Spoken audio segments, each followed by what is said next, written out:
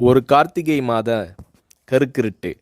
செங்கல்பட்டிலிருந்து படப்பிடிப்பை முடித்துக்கொண்டு எம்ஜிஆர் அவர்கள் நடுநிசி 12 மணி வாக்கில் காரில் வந்து கொண்டிருக்கிறார். கண் விழித்தவாறே தனது காரில் எம்ஜிஆர் அவர்கள் வந்து கொண்டிருந்த பொழுது வழியில் போலீஸ் உடையில் நின்ற ஒருவரை பார்க்கிறார். எம்ஜிஆர் அவர்களின் கார் அவரை கடந்து செல்கின்ற போது எம்ஜிஆர் அவர்களின் நெஞ்சில் பொறி தட்டுகிறது. ஆள் நடமாட்டமே இல்லாத இந்த அர்த்த ராத்திரியில் அந்த போலீஸ்காரர் பஸ்ஸுக்காக காத்து நிற்கிறார் என்பதை எம்ஜிஆர் அவர்கள் புரிந்து கொள்கிறார். உடனே தனது டிரைவரிடம் காரை நிறுத்த சொல்கிறார் எம்ஜிஆர். கார் பின்னோக்கி வருகிறது. போலீஸ்காரரின் அருகில் காரை நிறுத்தி கதவை திறந்து ஏறுங்கள், எங்கே போக வேண்டும் என்கிறார் எம்ஜிஆர். பரவாயில்லை, நான் பஸ்ஸிலே வந்து விடுகிறேன் என்கிறார் அந்த போலீஸ்காரர். நேரமாகிவிட்டது, இனி இந்த ரூட்டில் பஸ் கிடையாது, ஏறிக்கொள்ளுங்கள் என்று எம்ஜிஆர் அவர்கள் வலுக்கட்டாயம் செய்ய போலீஸ்காரர் வேண்டா வெறுப்பாக ஏறுகிறார். காரின் உள்ளே லைட் போட்டு சாப்பிட்டீங்களா என்று கேட்டுக்கொண்டே தனது சீட்டுக்கு பின்னால் இருந்த பிஸ்கெட் பழங்களை எடுத்து கொடுக்கிறார் எம்ஜிஆர். இப்படி ஓசியில் பயணம் செய்வதே எனக்கு உடன்பாடில்லை. இன்னும் நீங்கள் உண்ண சொல்லி வேறு என்னை இழிவுபடுத்தாதீர்கள் என்று போலீஸ்காரர் மறுக்கிறார். எம்ஜிஆர் அவர்கள் பூரிக்கிறார். இருப்பவனிலிருந்து இல்லாதவன் வரை படித்து பதவியில் இருக்கும் எத்தனையோ பேர் எனக்கு அது வேண்டும் இது வேண்டும் என்று எம்ஜிஆர் அவர்களிடம் வேண்டியதை பெற்று செல்கிறார்கள். ஆனால் சாதாரண பொறுப்பில் இருக்கும் இந்த போலீஸ்காரரின் நேர்மை எம்ஜிஆர் அவர்களை மெய்சிலிர்க்க வைத்துவிட்டது. எம்ஜிஆர் அவர்களின் கார் கத தூரத்தில் வந்து கொண்டிருந்தாலும் காரின் நிறத்தையும் ஒளியையும் மனம் கமலும் ஓடிக்கான் வாசனையையும் வைத்து இது எம்ஜிஆர் அவர்களின் கார் என்றும் கார் சென்ற தடத்தை தொட்டு வணங்குகின்ற அளவுக்கு புகழுடன் திகழ்ந்த நேரம் அது. அரை மணி நேரம் கார் சென்று கொண்டிருக்கிறது. ஆனால் அதுவரை எம்ஜிஆர் அவர்களை பற்றி பெரிதாக போற்றி புகழ்ந்து பேசாமல் அந்த போலீஸ்காரர் வந்ததே புரட்சித் தலைவர் எம்ஜிஆர் அவர்களுக்கு அந்த போலீஸ்காரர் மீது மரியாதையை கூடுதலாக்கியது. நான் தான் எம்ஜிஆர் என்கிறார் எம்ஜிஆர். கேள்விப்பட்டிருக்கிறேன் என்கிறார் அந்த போலீஸ்காரர்.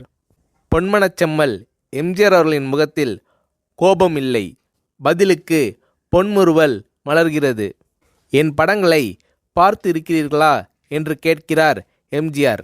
நான் சினிமாவே பார்ப்பதில்லை என்கிறார் அந்த போலீஸ்காரர். புரட்சித் தலைவர் எம்ஜிஆர் அவர்கள் இன்னும் பிரமிக்கிறார். இப்போது கார் சத்தத்தை தவிர ஒரே நிசப்தம். போலீஸ்காரர் தனது வீட்டிற்கு 1/2 கிலோமீட்டர் தூரத்திற்கு முன்பே காரை நிறுத்த சொல்லி இங்கேயே இறங்கிக் கொள்கிறேன் என்கிறார். ஏன், நீங்கள் குறிப்பிட்ட அந்த விலாசம் இன்னும் 1/2 கிலோமீட்டர் தூரம் இருக்கிறதே என்கிறார் எம்ஜிஆர்.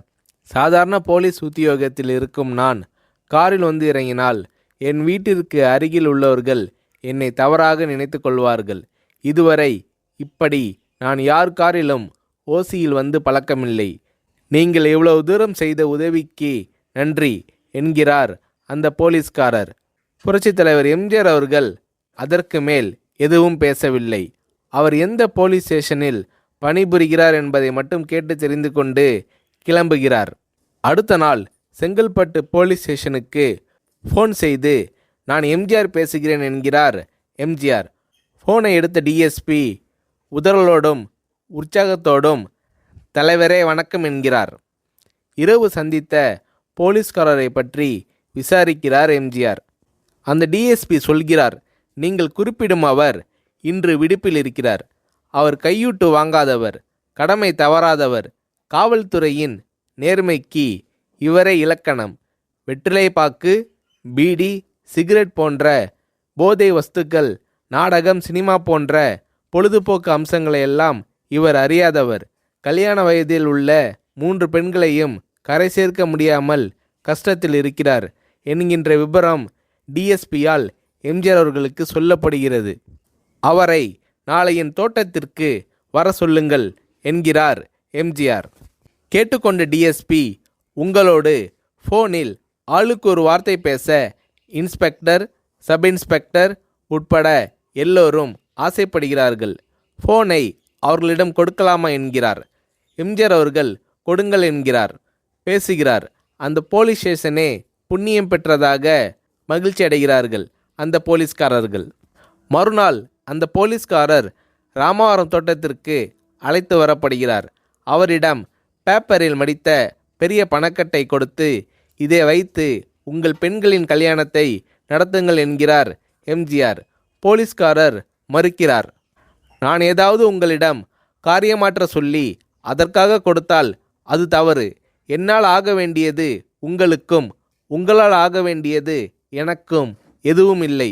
நான் உங்கள் கூட பிறந்த ஒரு சகோதரனாக நினைத்து கொடுக்கிறேன், பெற்றுக்கொள்ளுங்கள் என்று சொன்ன பிறகு கேட்டும் கூட கிள்ளி கொடுக்காத கனவான்கள் வாழும் இந்த உலகில் ரோட்டில் நின்றவனை அழைத்து சென்று அள்ளி கொடுத்த எம்ஜிஆர் அவர்களின் கருணையில் நெகிழ்ந்து போய் பெற்றுக்கொள்கிறார் அந்த போலீஸ்காரர்.